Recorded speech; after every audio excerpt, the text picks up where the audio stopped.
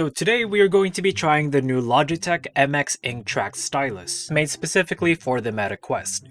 This is not a sponsored video, I bought this myself, and if you're new to this channel, welcome. We're going to talk about first impressions here, but I'll also be showing the stylus in action, so sit tight. So this right here cost me $130 before taxes with free shipping. Right out of the box you get the stylus, 2 spare tips, 1 fine and 1 wide, as well as the user documentation. You don't get a USB-C charging cable out of the box. Even if you get the $170 version with the dock, you would still need to supply your own USB-C cable. The pen is charged out of the box so you can pair it with your headset right away. I'm pairing mine with the Meta Quest 3. You will need to pull up the Horizon app on your phone to do this. You'll see that if you select Pair New Controller, there's an option to add a stylus here. It only takes about a few seconds to do this. Once paired, you'll notice right away that the pen becomes a functioning controller in addition to the 2 Touch Plus controllers that you already have paired. Meta says that this is the first time that the Quest headsets can track 3 controllers at once, and so you can easily switch between the 3 and kind of mix and match that way. So let's see it in action. Let's start with Painting VR. So with Painting VR, I immediately noticed this hand layout over the stylus, and it's quite off-putting. I didn't see any option to turn this off, although please correct me in the comments if I'm wrong, if this is actually available and I just missed it. But that was the first thing I noticed. Same thing with shapes. The controller layout was quite off-putting, and so I exited right away and switched to Painting VR. So I jumped straight into testing it just by writing on the digital canvas without pressing any buttons or applying any pressure anywhere, and 2 things became apparent. Number 1, the digital brushes and tools are all of different sizes and shapes, and they're not going to be perfectly aligned with your physical stylus. So if you look here, this brush is longer than the stylus itself, and this digital brush would be hitting the canvas and leaving paint, even though the stylus is still a few inches away from it. Number 2, for this specific use case, you're still dealing with a digital canvas, so it's still going to feel unnatural in that aspect. This would be better used against a physical canvas like they show in the commercials, but again, if the brush and the physical pen are not aligned, it kind of defeats the purpose for me. So there's 5 buttons that are available, and I say that with air quotes because the tip, for example, is not necessarily a button, but it is pressure sensitive for writing and drawing. There are also these 3 buttons that they really just refer to as front, middle, and rear. And by default, front is how you grab, rear acts as the A button when clicked once, and B when clicked twice. And then the middle is a pressure sensing analog input for drawing and writing in air. And then at the other end of the stylus is the Meta button, the same thing you have on your Touch Plus controller. There is haptic feedback on the stylus, and although it's quite noticeable when you hover over buttons and menus on the universal dock, it's not enough for me to say that this pen has more potential than a Touch Plus controller when using Painting VR. So for this specific use case, I still prefer the controller. Again, I just got this pen, so consider this a first impression and not a review. So the next app I wanted to try was Arkio. I do recognize that although Meta and Logitech have worked out the ability to pair the stylus with the headset, the experience from app to app will still vary depending on how much the developers have optimized their apps for the accessory.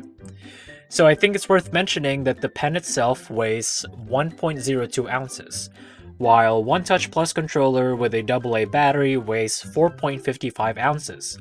So the pen is actually slightly over 4 times lighter than your typical controller. When the MX Ink stylus is paired with your headset, you get a dedicated tab in your settings for the stylus configurations that let you change things like button mapping and sensitivity of both the tip and the middle button. I've played around with this a few times, and so far I prefer to have my settings on firm, which I'll explain during our demo with Arkio. So for this demo, I was super relieved to see that the app actually accounts for the MX Ink, so I don't have a hand or controller overlay like in other apps. It's pretty close to a 1-to-1 match between the physical stylus and the digital version of it, and as you can see on my screen, it's even tracking a little better than my Touch Plus controller.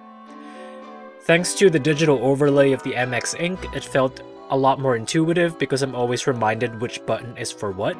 So as you can see here, I had a bit of fun adding trees to this city template. I also of course messed around a bit with the writing in the air, which I found somewhat smooth and didn't really have any issues with. But I wanted to see what it would be like to write on a 2D surface, so I grabbed this coffee table book and started tracing letters. So this is my first attempt. As you can see, it's going a bit fine until I lift my hand and traces of the ink kind of end up in the air, which of course is not something you'd want when you're trying to be precise with your writing. I also found this to be an issue with note-taking, especially if you're trying to write fast. So I tried to write the sentence, "Can I use this to take notes?" First attempt is me going at normal speed as if I was actually note-taking. Again, the main issue is that whenever I lift my hand to move on to the next word or letter, the ink doesn't immediately stop, and so I end up with this really ugly 3D cursive handwriting that not even I could read. So I tried it again, but this time slower to be more intentional. There was some improvement there, but again, if you're realistically going at a normal note-taking speed, this may pose as a challenge. So I'm going to show you a few more things, but let's talk about some more facts here. According to the official site, the pen can last up to 7 hours in a typical workflow, but if you look at the official product page, it says that the battery life can actually go down to 3 hours if you have haptics turned on. And that's obviously quite a drop from 7 hours, so keep that in mind if you plan to use this for several hours with haptics on, because you may not get as much usage in one session. As I said earlier, you can change the settings of the stylus to configure the pressure required to activate both the middle button as well as the tip. So since I wanted the output to be much more intentional, I changed my settings to firm, which meant that the pen would require a lot more pressure from me in order for it to respond, or at least that's how I understood the setting. So I tried tracing again, and this time it was slightly better, but that could also be me just getting more used to how the stylus works. But I will say it does do a pretty good job of matching where the stylus is physically versus where the digital ink appears. The more I used the stylus, the more fun I had with it. Creating 3D sketches and models in the air with the MX ink is probably what I enjoy the most, followed by writing on my doors. I can see this being useful for brainstorming sessions where you need to turn anything and everything into a virtual notepad. Just be mindful of the texture that you're writing on. In my case, the door was smooth enough to have a fluid interaction with the stylus, but my actual walls felt a bit too rough for the stylus, so I would just say use your best judgment when using the stylus against physical surfaces. One question I've been seeing online was whether or not the MX ink is compatible with the MetaQuest Pro. Both on the website and on the box, it says the pen is compatible with the MetaQuest 3, the Quest 3S, and even the Quest 2, but there's no mention of the MetaQuest Pro. I do own the Pro, so I tried to pair it, but unfortunately, there's not even an option in the app to do that. And as you recall, the Quest 3 had a dedicated selection to pair the stylus, but the Quest Pro did not have this available, even though my Quest Pro already had the OS v69 software update, which, by the way, is required to use the MX ink. This may also be related to the recent announcement that the Quest Pro is basically being discontinued, so I guess in that regard it makes sense that Meta is not adding support for new accessories for the Quest Pro. But yeah, just something to keep in mind, you cannot use this for the Quest Pro.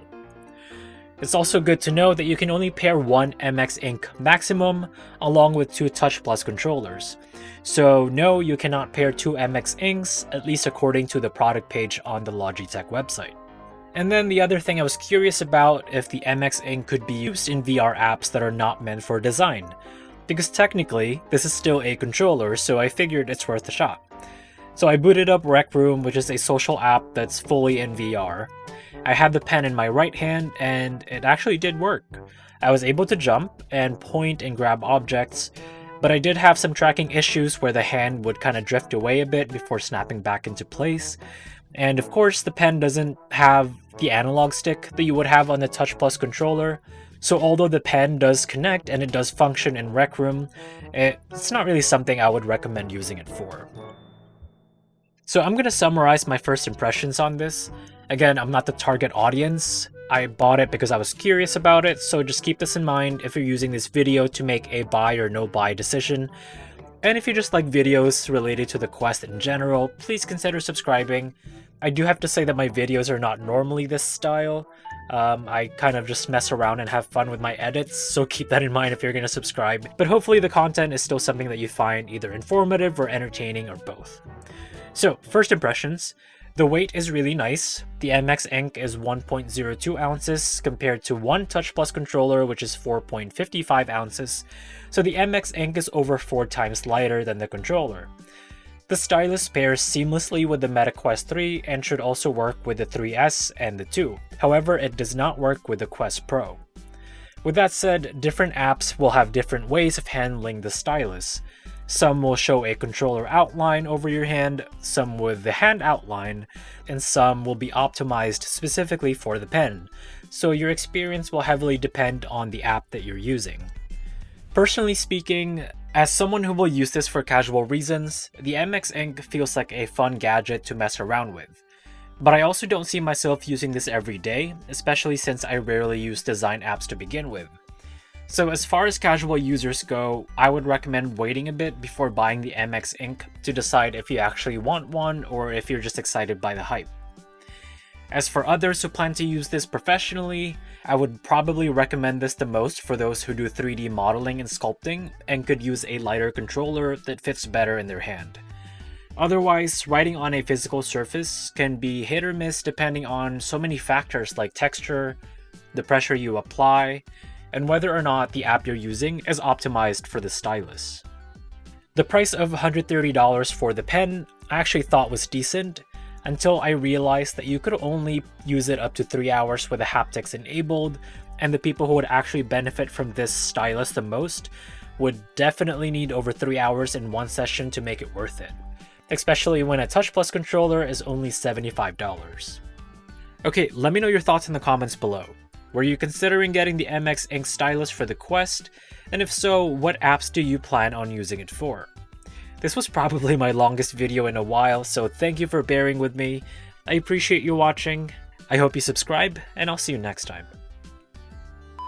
If you enjoy this, please make sure to hit that like button and subscribe so you don't miss any videos.